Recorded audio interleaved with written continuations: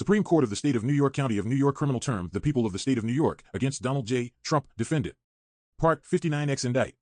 Number 71543-2023, charge falsifying business records, first-degree order TO show cause jury trial X before, 100, Center Street, New York, 10013, April 23, 2024, Honorable Juan M. Merchant, Justice of the Supreme Court, appearances, for the people, Alvin Bragg, Jr., ESQ, District Attorney, New York County, 1 Hogan Place, New York, 10013 BY, Joshua Steinglass, ESQ, Matthew Colangelo, ESQ, Susan Hoffinger, ESQ, Christopher Conroy, ESQ, Becky Mangold, ESQ, Catherine Ellis, ESQ, Assistant District Attorneys Blanche Law by Todd Blanche, ESQ, Emil Bove, ESQ, Netchley's Law, LLP by Susan Netchley's, ESQ, Kendra Wharton, ESQ, Attorneys for the defendant Susan Pierce Bates, RPR, CSR, RSA Principal Court Reporter Lori Eisenberg, RPR, CSR Lisa Kramsky, Teresa Magnicari, the clerk, calling SMZ 71,762-24 and SMZ-71,764-24, Donald J.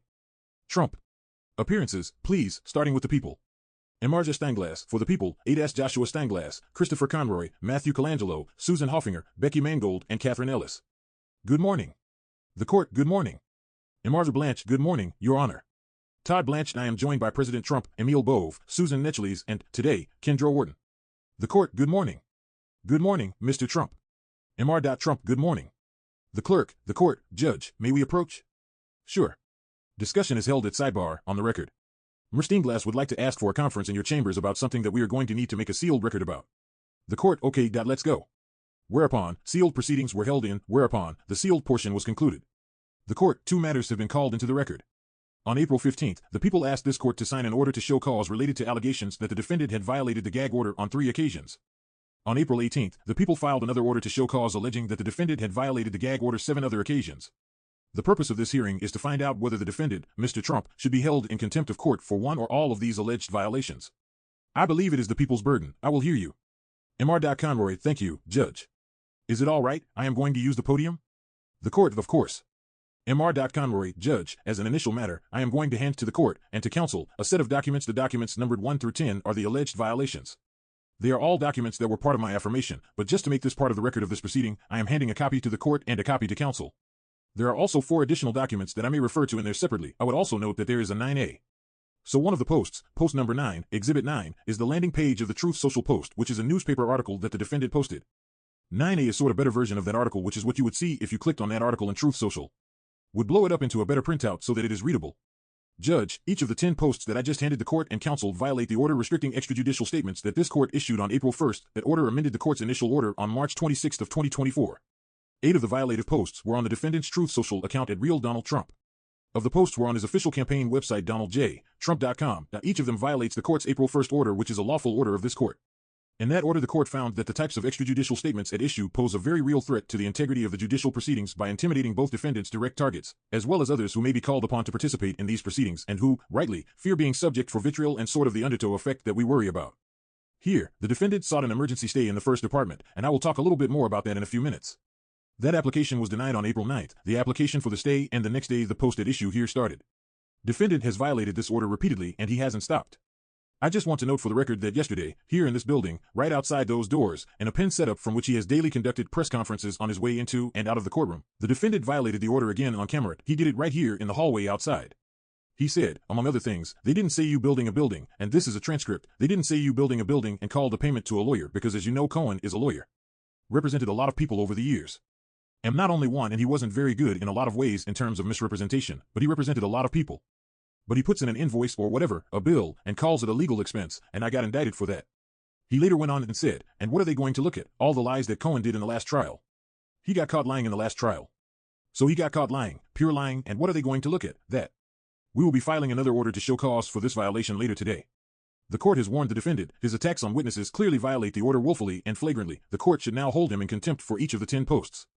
The initial decision and order on March 26th, restricting extrajudicial statements, was issued after the people demonstrated a long history of attacks on all the participants in the judicial process here and in other jurisdictions, witnesses, jurors, judges, lawyers, family members. No one is off limits to the defendant, and he can attack and seek to intimidate anyone he wants to in service to himself. On April 1st, the court issued a second order restricting the defendant's extrajudicial statements. Order, Your Honor, was issued because after the March 26th order the defendant ratcheted up attacks on family members who were not covered by that March 26th order. Among other things, the April 1st order prevents the defendant from making or directing others to make public statements about known or reasonably foreseeable witnesses concerning their potential participation in the investigation or in this criminal proceeding. And in a second relevant provision, prevents the defendant from making or directing others to make public statements about any prospective juror or any juror in this criminal proceeding. The defendant was warned that he would face sanctions under Judiciary Law 750 and 751 if he violated, and here we are. Judge, I am going to go through the violations of the 10 posts that I just handed up. The first violation was on April 10, 2024, at 10:07 a.m. The defendant published a post on his Truth Social account that reproduced a social media post by Michael Avenatti, the former lawyer of Stormy Daniels who was later convicted of stealing from her. The Avenatti post stated, "We can't be hypocrites when it comes to the First Amendment. It's outrageous that Cohen and Daniels can do countless TV interviews, post on social and make money on bogus documentaries, all by talking shit about Trump, but he's gagged and threatened with jail if he responds." To that the defendant added in his own words, "Thank you to Michael Avenatti for revealing the truth about two sleazebags who have with their lies and misrepresentations cost our country dearly." The second post that same day the court, if I can interrupt for 1 second. Can you make the connection between that post and the conditions of the gag order specifically, so what you already read, making or directing others to make public statements about known or reasonably foreseeable witnesses concerning the potential participation in the investigation or in this criminal proceeding? Can you connect that for me? Conroy, well, the first part of that, clearly Stormy Daniels and Michael Cohen are known or reasonably foreseeable witnesses here. I think that's been clear for a long time, and by calling them sleazebags, by going after their credibility, I think that's all part of the plan for this trial, and there is no other reason to be talking about that then related to this. It's 5 days before we are going to be here to pick a jury. It's the defendant conditioning his followers related to this proceeding. The court, thank you. I will be asking you the same question for each of the 10. Conroy, thank you. April 10, 2024 at 10:48 a.m., the defendant published a post on his Truth Social account that contained a picture of a document, and that document, by the way, will be at issue in this case. The document was entitled, Official Statement of Stormy Daniels, dated January 30, 2018, which refers to facts that are directly at issue here. The defendant accompanied the picture with his own statement. Look what was just found from a fake news reporter. Again, Judge, that is a document with respect to the first subsection in the order. It is a document that relates to a reasonably foreseeable witness in this proceeding, is a document that relates, specifically, to things that she'll testify about in this proceeding. And so, I don't think there is any other interpretation of that post, again, posted 5 days before jury selection, than that it relates to this proceeding. On April 13, 2024, at 12:56 p.m., the defendant posted a post on his Truth Social account and stated, "Has Mark Pomerantz been prosecuted for his terrible acts in and out of the DA's office? Has disgraced attorney and felon, Michael Cohen, been prosecuted for lying? Only Trump people get prosecuted by this judge and these thugs. Dark day for our country. MAGA 2024. Here again, Judge, Michael Cohen is a reasonably throughout the pendency of this case foreseeable witness. Defendant and others have tried to make Mark Pomerantz somehow an issue in this case. This is, again, going after Michael Cohen's credibility, which is a recurring theme in these posts and, frankly, was a theme yesterday in the opening statement for this case. And so I think it's pretty clear now that we 2 days before jury selection and the defendant is again going after Michael Cohen. On April 15, 2024 at 9:12 a.m., and this is while the defendant was likely in the courthouse, the defendant published a post on his Truth Social account that stated, "A serial perjurer will try to prove an old misdemeanor against Trump in an embarrassment for the New York legal system." The post contained a link to an article in the New York Post, that clearly a reference to Michael Cohen. Clearly a reference to this proceeding. And so, I think, again, that link to the order is pretty clear with respect to this post. That same day, about an hour and 15 minutes later, the defendant posted the same post again on his Truth Social account, and for the same reasons, it is clearly related to these proceedings and to a reasonably foreseeable witness in the case. Again, that same day, April 15, 2024, on his official campaign website, just to make sure the word fully got out, the defendant published a link to an article from the New York Post with the following introduction, ICYMI, which my understanding is it means, in case you missed it, and then a colon, and then the same link that he had posted. Twice previously that day, a serial perjurer will try to prove an old misdemeanor against Trump in an embarrassment for the New York legal system. Again, specific reference both to this proceeding and to a reasonably foreseeable witness in the case. The next day on April 16, 2024, and we are on Exhibit 7 that I handed up, so I should have been giving those numbers as I went along. On April 16, 2024, 1:50 in the afternoon, the defendant published a post on his Truth Social account that stated, it's, again, the same post that we have just been referring to and it contained the same link to the article. That same day on his official campaign website, he again posted the, in case you missed it, with the link to the serial perjurer will try to prove an old misdemeanor against Trump in an embarrassment to the New York legal system. Again, those are so clearly related to a reasonably foreseeable witness in this proceeding. On April 16, 7:09 p.m. The other thing to keep in mind, and I know Your Honor knows this, I am just going to say it for the record, this is while we are on trial. The trial has now begun. On April 16, at 7:09 p.m., the defendant published a post on his Truth Social account that contained an article attacking the testimony of Michael Cohen. Article had a picture of Michael Cohen with the headline, "No, Cohen's guilty pleas does not prove Trump committed campaign finance crimes." The entire article was embedded in the post. And, again, that's what I handed up as 9A. You clicked on various parts of the article, the particular page of the article would come up in a more readable form. The whole thing was visible when you clicked into Truth. And, again, reasonably foreseeable witness, direct reference to this proceeding, very clear link to the order that this court issued on April 1st. The next day, and this was last Wednesday, April 17th, and, again, this is a very troubling post at 5:46 p.m., the defendant published a post on his Truth Social account that stated, "They are catching undercover liberal activists lying to the judge in order to get on the Trump jury." I want to give the court a little bit of context for that truth. And that is a quote. That whole thing is in quotation marks. It's attributed to somebody named Jesse Waters. And that day, last Wednesday, there was a segment on a Fox News show called At 5 that airs at 5 o'clock in the afternoon. On that show, Jesse Waters, who was one of the commentators, spoke about the jurors who had been seated or were being interviewed in this case in a derogatory way. Mr. Waters said the first part of what Mr. Trump posted. He said the first part, in order to get on the Trump jury. Now, Mr. Waters may have said things like, in order to get on the Trump jury, later in that episode or later that night when he has another show at 8 o'clock, but he say it at 5:08 on his show, and this post came at 5:46, about 30 minutes later, give or take. The court, what exactly did he say? Mr. Conroy, so he said what Mr. Waters said was, they are catching undercover liberal activists lying to the judge, period. What was in the quotation on the defendant's truth was, they are catching undercover liberal activists lying to the judge in order to get on the Trump jury.